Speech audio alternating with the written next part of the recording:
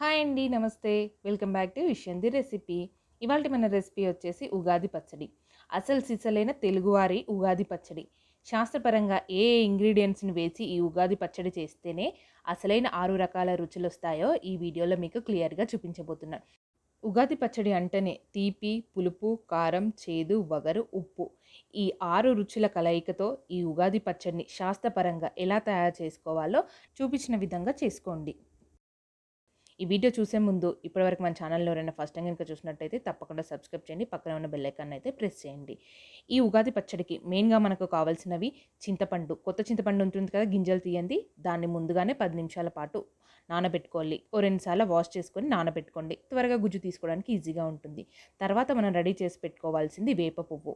వేప పువ్వుని మనం ఇలా కొమ్మలో నుంచి తీసుకున్న తర్వాత కట్టెలతో పాటు అలాగే ఉంటుంది కదా, వాటి రెక్కలు మాత్రమే మనకి ఈ పచ్చడికి వాడుకుంటాము. ఇలా కాస్త ప్రెస్ చేస్తున్నట్టయితే రెక్కలు మొత్తం కిందికి వచ్చేస్తాయి. వాటిలో ఉండే చిన్న చిన్న కట్టెలు ఉంటాయి కదా, అవన్నీ ఇలా చేతిలోకి వచ్చేస్తాయి. ఇప్పుడు మనం ఇలా కట్టెలన్నింటినీ తీసేసిన తర్వాత రెక్కలను కలెక్ట్ చేసుకొని పక్కన ఉంచుకోవాల్సి ఉంటుంది. ఇలా రెక్కలను వేస్తేనే పచ్చడి యొక్క చేదు అనేది బ్యాలెన్స్ అవుతుంది. పువ్వు మొత్తం వేస్తే మాత్రం చేదు అనేది ఎక్కువ అయిపోతుంది. మనం ఈవినింగ్ వరకు ఉంచుకుంటాం కదా పచ్చడి, కొంచెం చేదు ఎక్కువ కాకుండా ఉండాలంటే రెక్కలను మాత్రమే వేయాలి. ఇప్పుడు మనం చింతపండుని నానబెట్టుకున్నాం కదా, దాంట్లో నుంచి రసాన్ని తీసుకోవాల్సి ఉంటుంది. ఇలా చింతపండుని ఒక 10 నిమిషాల ముందే మనం నానబెట్టి తీసుకున్నట్టయితే ఈజీగా రసం వచ్చేస్తుంది.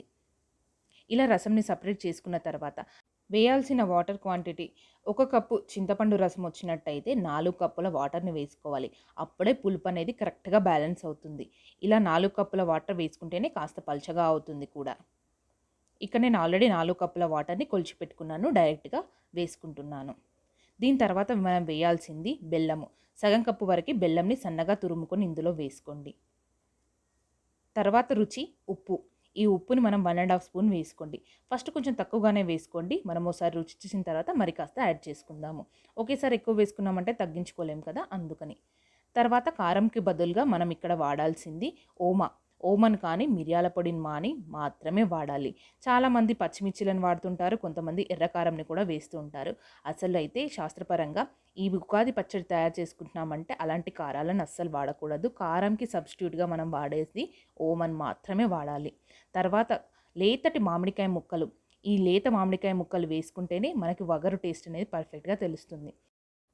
తర్వాత మనం వేసుకోవాల్సినవి కొబ్బరికాయ ఉంటుంది కదా, పచ్చి కొబ్బరికాయ, దాన్ని చిన్న చిన్న ముక్కలుగా కట్ చేసి వేసుకోవాలి. వేప పువ్వు ఒక 2 స్పూన్స్ వేసుకుంటే సరిపోతుంది.